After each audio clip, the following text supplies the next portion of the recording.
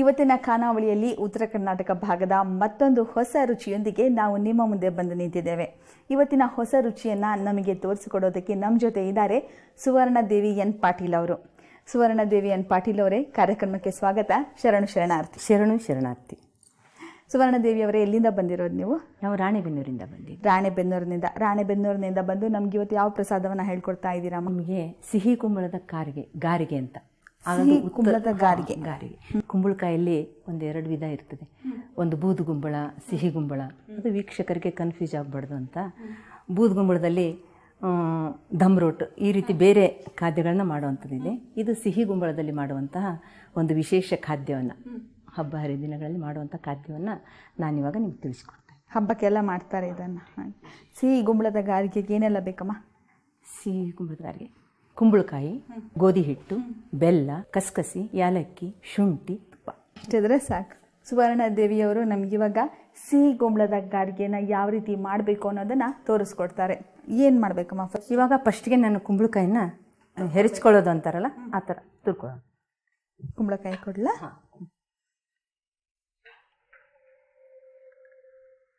ತಗೊಳ್ಳಿ.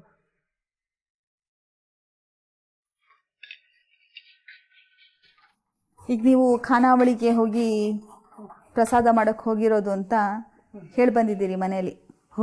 ಏನಂದ್ರಮ್ಮ? ಅಭಿಮಾನದಿಂದ ಹೇಳಿ ಬಂದಿದ್ದೀನಿ. ಅಭಿಮಾನದಿಂದ ಅಂದರೆ ಕೇವಲ ಹೋಟೆಲು, ಚಾದಂಗಡಿ ಈ ಥರ ಭಾಷೆ ಕೇಳ್ತಿದ್ವಿ ಹೊರತು ನಮ್ಮ ಉತ್ತರ ಕರ್ನಾಟಕದ ಭಾಷೆ ಆದಂತಹ ಒಂದು ಖಾನಾವಳಿ ಅನ್ನುವಂತಹ ಒಂದು ಹೆಸರು ಕೇಳಿಬಿಟ್ಟೆ ನಮಗೊಂಥರ ಏನೋ ಖುಷಿ ಆಗೋಯ್ತು. ಆಯ್ತಮ್ಮ, ಇದು ಸಾಕು. ಇಷ್ಟು ಮಾಡಿ ತೋರಿಸ್ತೀನಿ ಇವಾಗ.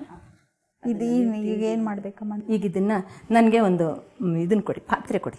ಇದನ್ನು ಬೇಯಕ್ಕಿಡೋದಕ್ಕೆ ಬೇಯಕ್ಕಿಡೋದಕ್ಕೆ ಬೇಕು. ಬೆಲ್ಲ ಹಾಕಿ ಬೇಯಿಸ್ಕೋಬೇಕು. ಇದು ಸಾಕಮ್ಮ? ಸಾಕು. ನೀರು ಬೇಡ ಅಂದ್ರಿ? ನೀರು ಬೇಡವೇ ಬೇಡ. ಬೆಲ್ಲ ಕೊಡಿ ಫಸ್ಟು. ನಾ ಇದನ್ನು ಪಾತ್ರೆಗೆ ಹಾಕ್ತೀನಿ.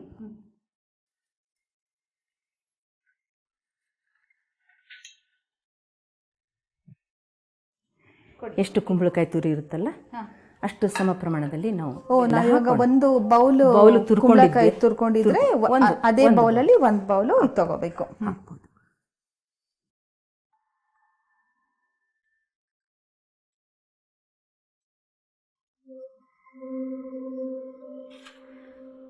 ನಾನು ನಿಮ್ಮ ಹತ್ರ ಮಾತಾಡ್ತಾ ಇದ್ರೆ ನನಗೆ ನೀವು ಖಾನಾವಳಿಗೆ ಯಾಕೆ ಬಂದೆ ಅನ್ನೋದನ್ನ ಹೇಳಿದಾಗಲೇ ನಿಮಗೆ ಶರಣ ತತ್ವದಲ್ಲೆಲ್ಲ ಬಹಳ ಆಸಕ್ತಿ ಅಂತ ನನ್ಗನ್ನಿಸ್ತು. ಹೌದು ಹೌದು ಅಲ್ವಾ? ಹೌದು. ಸ್ವಲ್ಪ ಗೋಧಿ ಹಿಟ್ಟು ಕೊಡಿ, ಹಾಕಿಬಿಡೋಣ. ಮತ್ತೆ ತುಂಬ ಗಟ್ಟಿ ಆಗಿಬಿಡ್ತಿದ್ದು. ಹಾಂ, ಈಗ ಸ್ವಲ್ಪ ಇದಕ್ಕೆ ಎಷ್ಟು ಹಿಡಿಯುತ್ತೋ ಅಷ್ಟು ಗೋಧಿ ಹಿಟ್ಟನ್ನು ನಾವು ಹಾಕೋಣ. ನೀವು ಜಾಸ್ತಿ ಮಾಡಿಕೊಂಡ್ರೆ ಜಾಸ್ತಿ ಹಿಡಿಯುತ್ತೆ. ಕುಂಬಳಕಾಯಿ ಎಷ್ಟು ತುರ್ಕೋತೀರಾ ಅಷ್ಟು. ಸ್ವಲ್ಪ ಇದು ಗಟ್ಟಿಯಾಗಿ ನಮಗೆ ಕರಿಯಲು ಬರಬೇಕಲ್ಲ. ನಂತರ ಏಲಕ್ಕಿ ಪುಡಿ ಕೊಡಿ.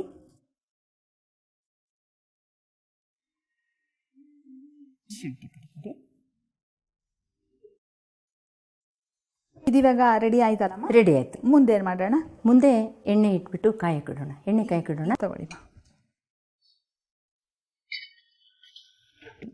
ಎಣ್ಣೆ ಹಾಕ್ಲಾ?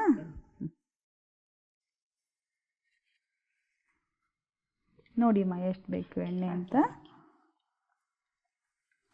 ಸಾಕಾ? ಇವಾಗ ನೋಡಿ ಎಣ್ಣೆ ಕಾದಿದೆ. ಕಾದಿದೆ.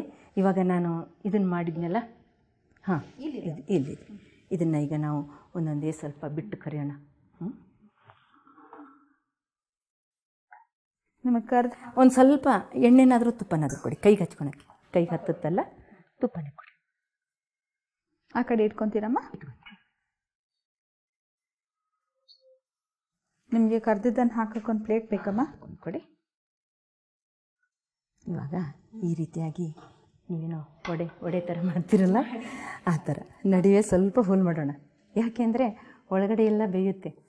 ಹಾಗೆ ತೂತು ಮಾಡಿದರೆ ಒಳಗಡೆ ಎಲ್ಲ ಚೆನ್ನಾಗಿ ಬೇಯುತ್ತೆ. ಇಲ್ಲಾಂದ್ರೆ ನಡುವೆ ದಪ್ಪ ಮೇಲೆ ಹೊತ್ತದು ಈ ಥರ ಹಾಕ್ಬಾರ್ದು. ಇವಾಗ ನಾನು ಇಷ್ಟಿಷ್ಟೇ ಮಾಡಿಬಿಟ್ಟು ಈಗ ಹಾಕ್ತೀನಿ.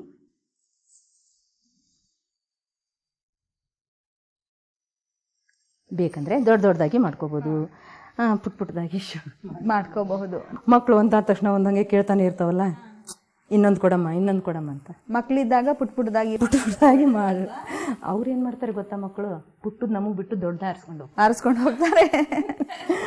ನಾವೇನೋ ಮಕ್ಕಳಿಗೆ ಸಣ್ಣದಿರಲಿ ಅಂತ ಏನೇ ಮಾಡಲಿ ಅವ್ರಿಗೆ ಇಷ್ಟ ಆಗಿದ್ದನ್ನು ನೀನೇ ಅದನ್ನು ತಿನ್ಕೊಂಡು ತೊಗೊಂಡು ಹೋಗ್ತಾರೆ. ಹಿಂಗಾಗಿ ಒಂದೇ ಸಮನೆ ಮಾಡ್ತೀವಿ ನಾವು ಇವಾಗ. ನಮ್ಮ ಬುದ್ಧಿವಂತಿಕೆ ಮಕ್ಕಳ ಮುಂದೆ ನಡೆಯೋದಿಲ್ಲ ಈಗ. ಹೌದು, ಅದನ್ನು ಮಗ್ಸ್ ಹಾಕ್ಬೇಕಮ್ಮ.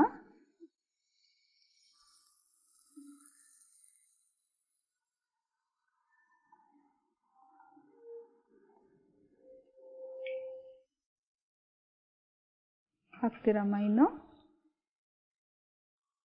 ಆ ರುಚಿ ಮುಂದೆ ಯಾವುದು ರೂಪನೇ ಬೇಡ ಆಗುತ್ತೆ ಅಲ್ವಾ? ಘಮ ಬರ್ತಾ ಇದೆ ಅಲ್ಲ, ಆ ಥರ ಆಗುತ್ತೆ. ಆಗ್ತಾ ಇದೆಯಲ್ಲಮ್ಮ? ಇದು ಆಗ್ತಾ ಇದೆ ಚೆನ್ನಾಗೇ ಬರ್ತಾ ಇದೆ ಅಲ್ಲ ಕಲರು? ತುಂಬ ಚೆನ್ನಾಗಿ ಬರ್ತಾ ಇದೆ, ಗೋಲ್ಡನ್ ಕಲರ್. ಒಂದು ಮಾತು ಕೊಡಿ, ತಟ್ಟೆ ಕೊಡಿ. ಸತ್ಯ ಶುದ್ಧ ಕಾಯಕದಲ್ಲಿ ಕಾಯಕವ ಮಾಡಿದೊಡೆ ಲಕ್ಷ್ಮಿ ಎತ್ತ ನೋಡಿದರ್ಥ ತಾನಾಗಿಪ್ಪಳು. ನಿನಗೆ ಭಯ ಯಾಕೆ? ನಮ್ಮದು ಸತ್ಯ ಶುದ್ಧ ಕಾಯಕ ಬಂದಂಥದ್ದು. ಈಗ ನೀವು ಹಿಂದಿನ ಒಂದು ಕಾಲದಲ್ಲಿ ಕೇಳಿರ್ತೀರ, ದ್ರೌಪದಿ ಒಂದು ಅಗಳನ್ನು ಅದು ಎಷ್ಟು ಜನರಿಗೆ ಪ್ರಸಾದ ಆಯಿತು ಅಂತ, ಅಕ್ಷಯ ಪಾತ್ರೆ ಆಯಿತು ಅಂತ. ಹಾಗೆ ಶರಣರ ಈ ಒಂದು ನಿಲುವು ಏನೈತಲ್ಲ, ಸತ್ಯಶುದ್ಧ ಕಾಯಕ ಮಾಡಿದರೆ ನಾವು ಯಾವುದಕ್ಕೂ ಅಂಜಬೇಕಾಗಿಲ್ಲ. ಅದು ಹೊಲಿಸುತ್ತೆ, ಪರಮಾತ್ಮನಿಗೆ ಸಮರ್ಪಿತ. ಅದು ಎಷ್ಟು ಜನ ಬಂದರೂ ಸೇವನೆ ಮಾಡ್ಬೋದು ಅನ್ನುವಂತಹ ಆ ಸತ್ಯವನ್ನು ಅಲ್ಲಿ 5 ಲಕ್ಕಮ್ಮ ಗಂಡನಿಗೆ ಹೇಳ್ತಾಳೆ.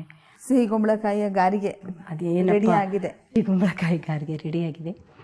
ಈ ಒಂದು ಅನುಭವದ ಆ ಒಂದು ಭಕ್ತಿಯ ರಸ ಕೂಡ ಅದರಲ್ಲಿ ತುಂಬಿದೆ. ತಿಂದು ನೋಡಿ, ರುಚಿ ಹೇಳಿ. ಉತ್ತರ ಕರ್ನಾಟಕದ ಒಂದು ಬಹಳ ಅನುಭವದ ಅಡಿಗೆ ಇದು.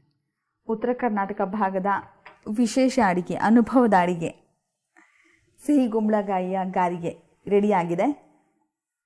ನೋಡ್ಲಮ್ಮ?